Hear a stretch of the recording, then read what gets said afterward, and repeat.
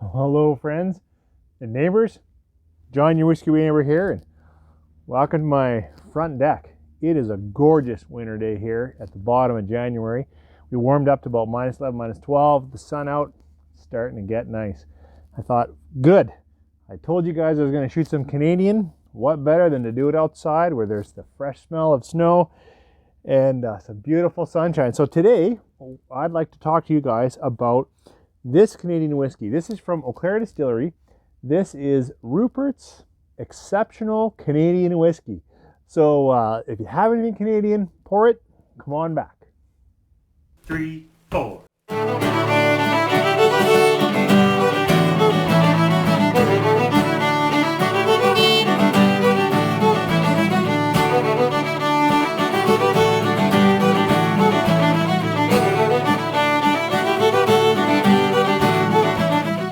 Thanks for staying with me through the break.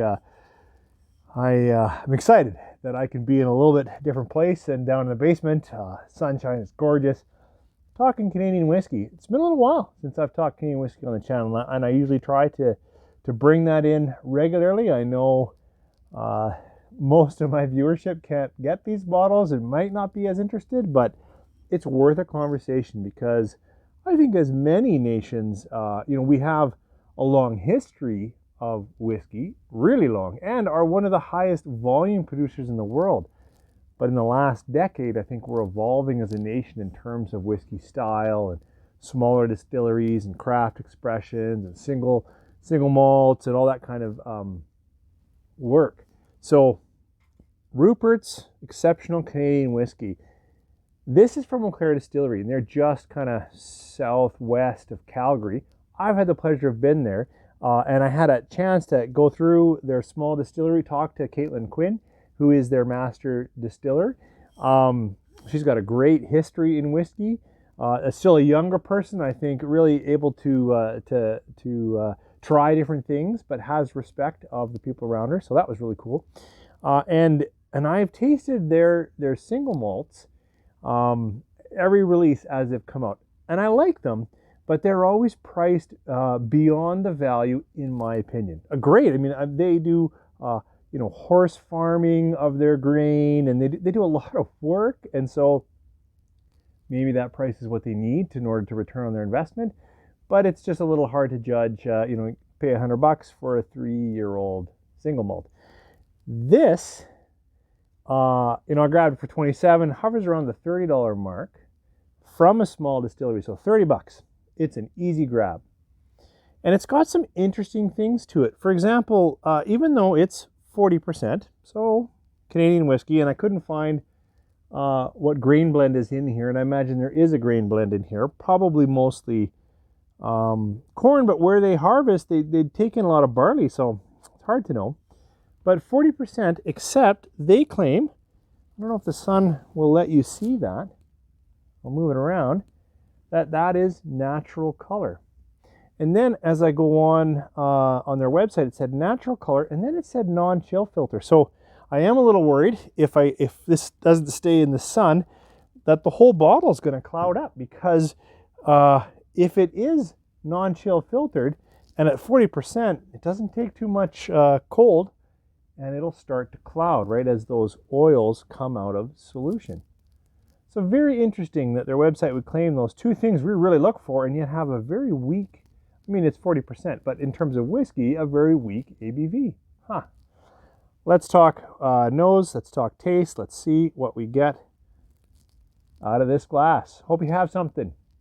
Oh, I'm not going to drink it yet. I'm going to nose it first. I've said this before, when I'm outside, I find almost a light fragrance of water, whether it's coming off the snow or whatnot, and it takes me a while outside to get at the nose. But this is, sweet, on the edge of buttery.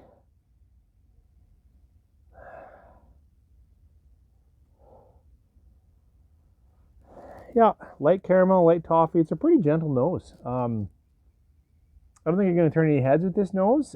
There's a little bit of alcohol, like a slight bitter alcohol or something that kind of makes me pinch just a little bit, but it passes. So that's good, but it's a fairly gentle, fairly sweet, welcoming nose. Now we'll try it. Cheers. I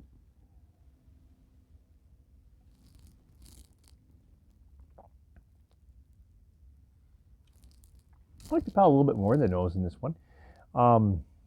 It's again light, whether it's corn or a different grain, but it's been distilled and cast to bring forth a little bit of that sweetness, toffee, and quite a bit of sweetness, almost a sugar sweetness for me.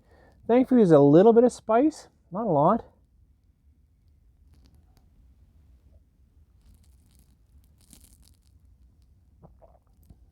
Okay, well, I took a big sip.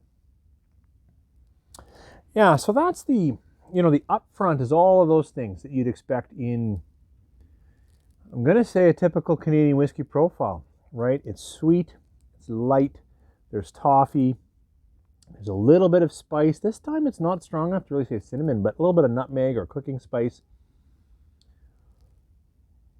But the finish, early and as I drink, to me, is a little bit of that, I was going to say mechanical, that's not quite the word I'm looking for, but there is a bitterness for me in this, a bitterness that doesn't go away, a bitterness that I don't think I would get if I was mixing this, I don't think I would get if I was just drinking lots of this, but when you consider a core whiskey, it really falls apart to me in that kind of industrial water taste at the end.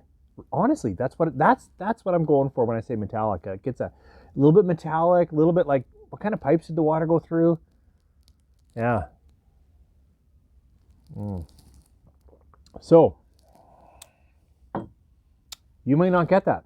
That may not be what your palate pulls out of this, because it would be sweet, light, approachable up front. Nose is hit or miss. Palate at first, like when I keep it kind of forward or the first, I'm like, oh, this is really good. But to me, it just falls apart on the finish, or the longer I consider it. I really can't give it more than 3 stars. Love that it's a small distillery and yet they're able to release a bottle for around 30. Love that at least on their website they're saying, hey, this is natural and unchill filtered. We all want that. So I want to give it more. And I'm so glad I bought the bottle. But for me, it just falls down. That's my thoughts on Rupert's whiskey from Eau Claire. Sorry, Caitlin. Love your other work. You know what? I'm going to compare it against 90-20, the 20-year-old. Now, a little unfair, right? Because this, the Rupert's is probably a 3-year-old. This is a 20-year-old. Except, and this is 100% corn. And this is released at 45 instead of 40. But, you know, they use some pretty tired casks in creating this one. And it's about the only thing I have on my shelf right now that has, to me, a typical Canadian whiskey profile. So I looked and I had some Victory bottles, and I had I had lots of Canadian Ryes, and I even the Seven Rebels I still have open from JP Weiser. Like, all of them wouldn't have that flavor profile, whereas this, I think, is really released to have that same kind of sweet, easy drinking, smooth Canadian profile. Let's see. This is the 20-year-old. This is 90-20. So this nose is cleaner and a little spicier.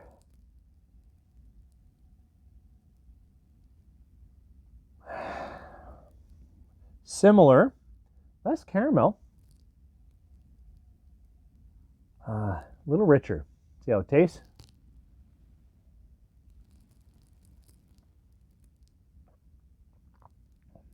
Very gentle in the palate. Ooh. In contrast, this brings spice. Even though this is 100% corn, the spice comes only from the casking.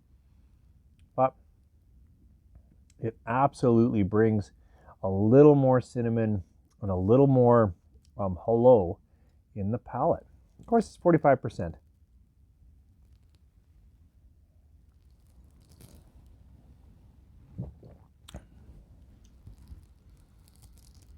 This is tastier stuff. Not a big surprise. I know they've re-released it. I don't know what it's going for now in the market. I still have a source to get those bottles for 45 bucks or whatever, so it's not even a far cry from the kind of 30 bucks of the Ruperts, but that's a bigger whiskey. Clean nose.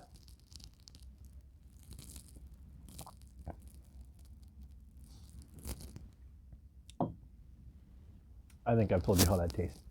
You guys, thanks for joining me here out in the deck. As you can see, still haven't painted it. It's going to become a point of pride.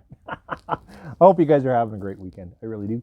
And I hope that you found friends and courage, anything that can kind of brighten your spirits like this, like a beautiful sunshine day. Thanks for joining me. You guys have a great weekend.